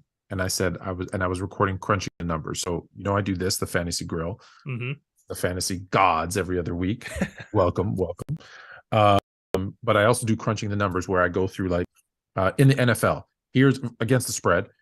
Here's the numbers. Road dogs are winning 37%. Home dogs are 61%. And we go through those numbers. And then I make like 5 or 6 of the like biggest games. I make picks. Yeah. And then if you go to like sports_fluent, I'll make all the picks. Or people will ask me, what do you think on this game? And I kind of give them. FYI, my friend who's a surgeon hits every Sunday morning and he's, what do you think of these bets? And I'm like, pick that, you're good there, change this. And I was 5 for 5 for him last week. So Vin, send me that commission check. Send the cash. Send me that commission check, Vin. That being said, so my daughter came down, she made 5 picks. And at the end of it, she said, Now you're more fluent. so I had to record it because now that's my new. Now you're more fluent. The guys are going to love that on Gridiron. Oh yeah, I'm going to get them with that tonight. So obviously we were with Justin, who you all know from the Fantasy Gods, who I'm now saying from the chest here on the Fired Up Network. Got to. We got a lot of stuff going on. And so we're going to talk about some real football. Or we're going to start with real football and how that affects some fantasy football. We're going to talk about the return of, as we like to call him on Gridiron, Mr. And then some other stuff, how to win your fantasy playoffs. So let's start there. So we got Niners and Dolphins. The return. I wish I should get that. It's the return. Oh no, wait, I'm just kidding. Of Mike McDaniel versus San Francisco. Real football side. Yeah. Is San Francisco the new favorite in the NFC? I don't know how you can't say they are. Philly obviously is up there still, but the Niners look locked and loaded right now. This team full of weapons after losing offensive genius in Mike McDaniel, after losing some of their running backs to this Miami Dolphins team. Retooled, and the defense looks amazing. The offense is going to be fire as well with Christian McCaffrey there. Obviously, there's an injury to Eli Mitchell for fantasy purposes. So a couple guys you can look at are Tyrion Davis-Price and Jordan Mason are guys that you could look in as, deeper league, 12-man leagues. But I'm just excited for this game, man, because the Dolphins might be a top 2-3 team in the I was AFC. about to say, like, this. If you think about it, this could be. There's no reason to think this couldn't be a Super Bowl preview.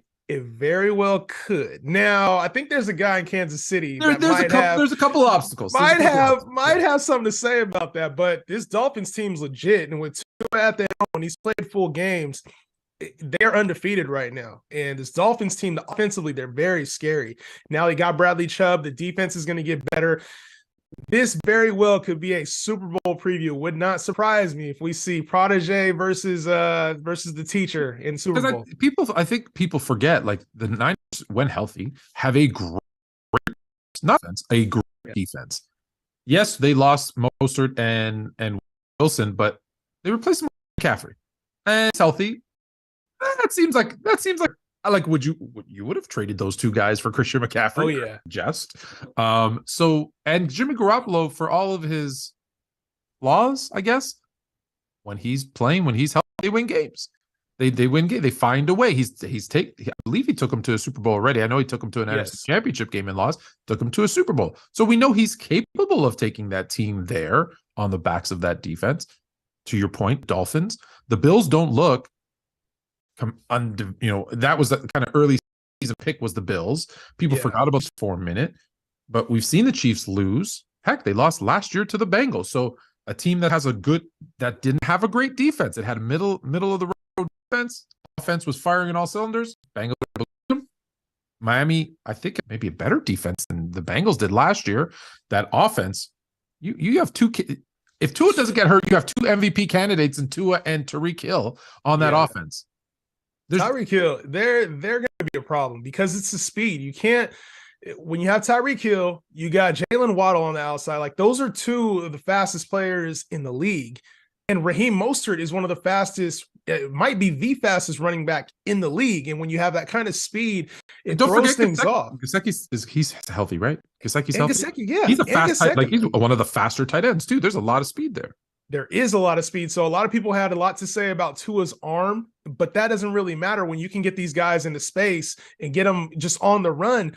Let them do the work. Let the speed do the work. And I think Mike McDaniel's done a really good job of that. This will be a very matchup. Seattle back. I could see Miami winning the game. It's interesting, the Tua arm thing, which I think he's shown he can throw the deep ball better than most people thought.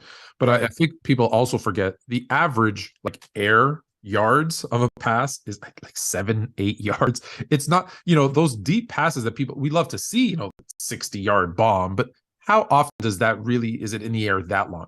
It happens. I get it. But he's so accurate on the shorter passes, to your point, with that speed, you get them in space, you're in trouble. So if you had to make a pick, your Niners, who I see in the background, are you picking against them? I think the Dolphins win this game, and it's not for the fact that I think that they're just a better team. I have to see them lose. I haven't seen them lose with Tua at the helm.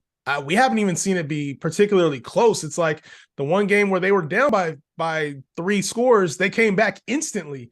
So I got to see this Niners offense clicking 100%. Christian McCaffrey's a little bit banged up. Jimmy Garoppolo has to be able to put up points because his Dolphins team's going to put up 30 plus, even on the tough Niners defense. I got to see it. I got to see the Dolphins go down, and I'm probably in the minority here. A lot of people probably expect the Niners to win this game, but I kind of expect the Dolphins to win this game. I'm actually going with 305 Miami. All right. Fantasy implications. So you mentioned already with Eli Mitchell being out, there's a couple of running backs. Like the obvious, right? You're going to start Tariq Hill. You're going to start. Right. Is there anybody on either side that maybe is a little flying under the radar that you're expected to be like, oh, if you're, I'm in some deeper leagues, right? 12 team kind of thing. I'm by the way, my guillotine league. I'm there. I'm still in. Even without the QBs, I've been patchworking my QBs. Sometimes all that matters just being there. I'm there. It's a guillotine league. So and I've actually been first over the last 3 weeks, which doesn't matter. It's not last. You don't get eliminated, but I'm just like first. So that's good. So is there anybody kind of under the radar that we should be like, you should maybe, if you're one of these deeper leagues, there's still a couple buys this week. Yes. I alluded to it a little bit earlier, but I want to touch on it a little bit more. Tyrion Davis-Price is the guy I think has a role for this team. Left Sunday's game a little bit banged up. And so when I hear that, I'm like, okay, Christian McCaffrey, we've seen this before. He's been known to miss a game or two, and especially with fantasy playoffs on the horizon, you want to have his back in a team that run ball with not one specific running back, right? Tyrion Davis-Price was the team's 3rd-round draft pick, was getting carries early in the season until he got hurt. And then the trade, right? The trade to get Christian McCaffrey, the expected return of Eli Mitchell soured his value a little bit.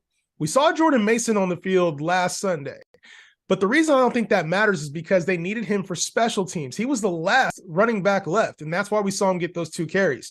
Whereas Tyrion Davis-Price is more of a bell cow, a guy that can take 15 to 20 touches. So if you're in a 12-man league or deeper and you're kind of looking for options that could be helpful, Shanahan's known to run with both backs. And if Christian McCaffrey is banged up, this is setting up not Tyrion to at least have a role as a flex, maybe even more. So is he, I don't know much about him. So is he going to take some of those goal line kind of opportunities away? Or can he receive out of the back? Is he going to be like Mike Davis was last year when he took over when he took McCaffrey was like, didn't miss a beat in fantasy? No, he's more of a bruiser. He's a bruiser, and they'll use Christian McCaffrey, I think, more exclusively in the passing game. Tyrion Davis-Price isn't as much of a pass catcher as he is a battering ram. Think Ryan Robinson. Think some of those guys. They get 15 carries, but like 60 yards on the ground. Not going to touchdown dependent, right? If we're looking, okay. Very touchdown dependent. So he's a guy that's more of a depth piece than he is an absolute stud or a starter. But he's out there and he's probably free. He probably missed a lot of the waiver stuff that went on Tuesday. Okay. So speaking of the waiver stuff, so let's jump to that. Waivers, obviously, if you missed, who are some of those guys that, hey, let's say a dummy league where they're not, they miss their waiver opportunities. Heck, some of them are in fab, or at this point, some of them just don't have money left. So some people slip through the cracks. Who were some of those guys that you thought were, hey, these are the ones you needed to go after yesterday? That maybe, hey, if they're still available, you should go check them out. Yeah, I got 2 of them for you. The first one is Jaylen Warren. We saw Najee Harris get banged up, and we're still not we don't know what's going on with Najee Harris. There hasn't been an upgrade as of today. Obviously, when you and I are talking, there's a lot of uncertainty whether this is a week thing, this is something that keeps him out for a few weeks, or something that could potentially be a season-ending injury for Najee Harris. And Jaylen Warren was the backup running back for the entire season up until he got hurt 2 weeks ago. So with Jaylen Warren on the shelf, we did see Anthony McFarland. We saw Benny Snell do pretty good against this Colts team, right? But if Jaylen Warren's healthy, he's the guy for this team. Mike Tomlin's already said they needed to get him more involved. He could be a sneaky add there for you at the running back position. And then at tight end, which has been a graveyard. You don't even want to start any of these tight ends outside of the top 5. If you have one of these fringe guys on your team, the Greg Dulcich, the Evan Ingrams, the Austin Hoopers of the world, take a look at Jelani Woods. 64% of the snaps for Indianapolis Colts, had 8 catches for 90 yards. It may not be a rock-solid play, but Jeff Saturday is playing him. He's a rookie. Matt Ryan loves size. He's 6'7", and we've seen him used in the red zone. I was going to ask you, is he like 6'10" or something? Because I saw him catch a pass on the last game, and as he got up, like the DBs stood up, and then he stood up, and I was like, why is he still standing up? It was just like he's a monster, towering over them. Yeah.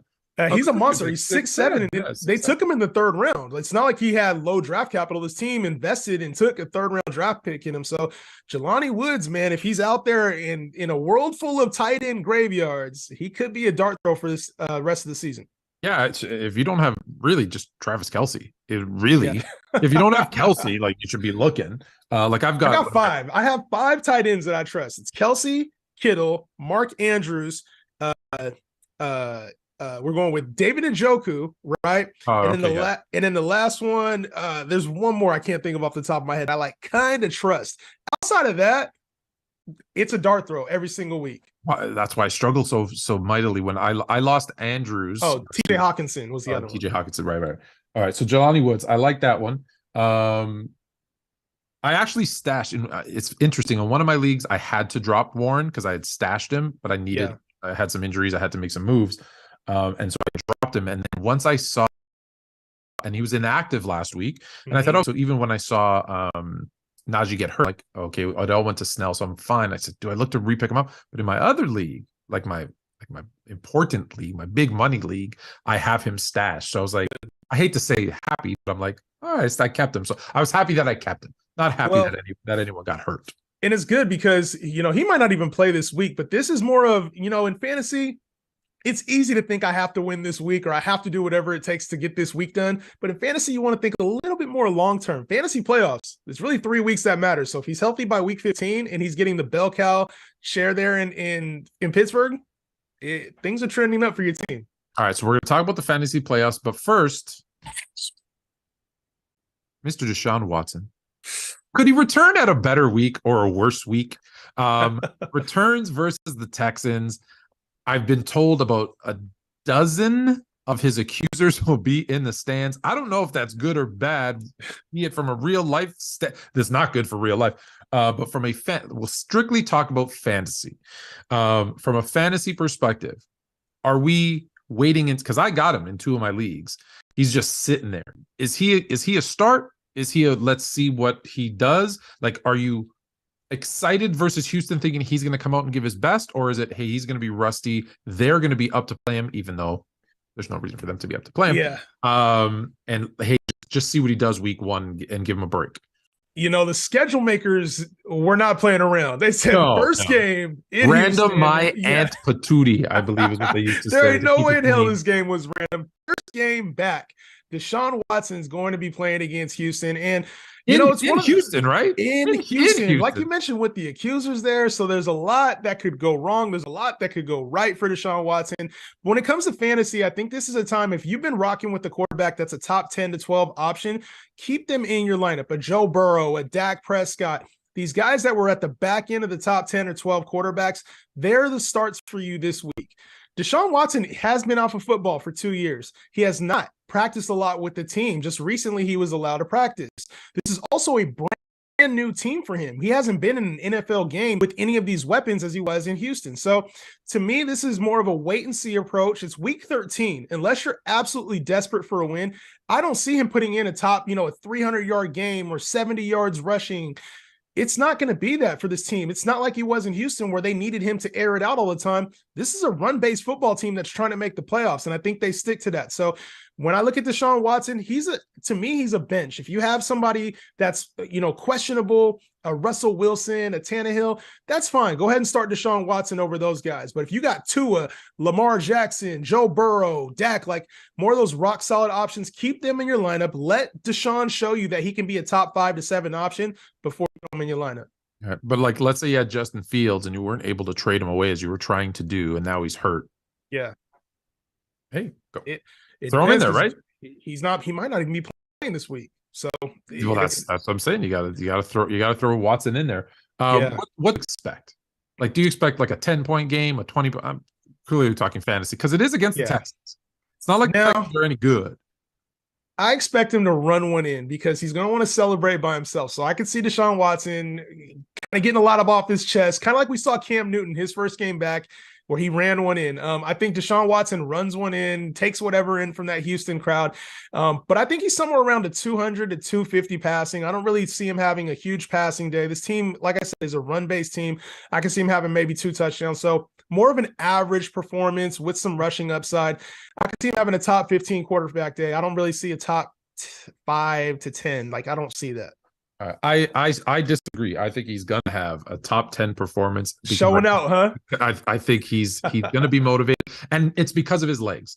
I think to your point, I think this is gonna be a run heavy game plan from a real football standpoint. Obviously, you got Nick Chubb. You're gonna be so worried about them. I know he's got Amari Cooper, but I think to your point, I think there's gonna be some rust, some timing issues. So I think when I've seen quarterbacks who are rusty. And he's not rusty from an injury. So I don't feel like he's not going to be nervous about taking a hit. I think he's going to be more nervous about, can I make that throw? Forget it. There's a lane. I'm taking it. So I think he's going to rush a lot more than people expect. I think he's going to run in. I think he's going to run 2 in. And if I'm looking at QBs, it's not like the QBs have been killing it this year. I feel like numbers are down for all QBs. So why top 10? I think absolutely. Plus, Kyler Murray's on a bye. There's a couple of buys too of those guys. So I think he has that opportunity. He's got that upside. And maybe I'm talking into it because I know I'm starting manifesting it, right? Yeah. It's like, what's his name? What's the dad, the big baller brand? What's the name? LeVar. LeVar. I told you so. I'm speaking it into existence. Deshaun is the best quarterback in the league. Let's not forget, he was a top 2-3 quarterback before all of this happened. So I think next year we can see him back in that top 5. But it's for this year fantasy purposes. It does take quarterbacks some time to get the oil running in their engine. It takes some time to adjust to a new playbook. When you're talking about making adjustments, calling audibles, he hasn't played football in 2 years. Like I get that he's a great quarterback. I just think it's next year. This year I would expect more of a back end QB1 high end QB2 type of range. Is he going to be, so we talked about this, and this is our last thing, because fantasy playoffs are coming, right? Like most people are week 14, week 15. We're here. We're a week or 2 weeks away probably from most people's fantasy playoffs. Is he or is somebody else, or let's start with him. Is he a key to winning fantasy this year? And if not him, who were those? I think you said last year was like Rashad Penny out of nowhere. Yeah.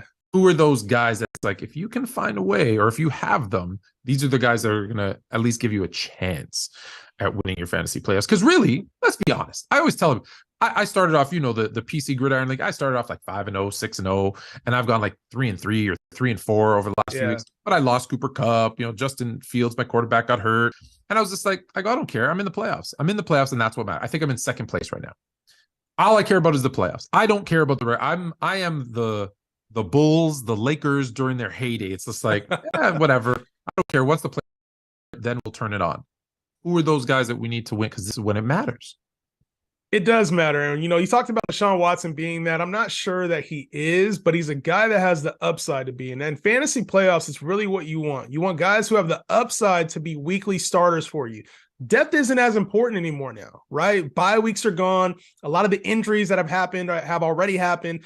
So what I do during fantasy playoffs is you can't really pick out Rashad Penny. It doesn't happen. The opportunity has to be there. You can't pick out Jeff Wilson, who last year was a game changer. Tony Pollard, like these guys come.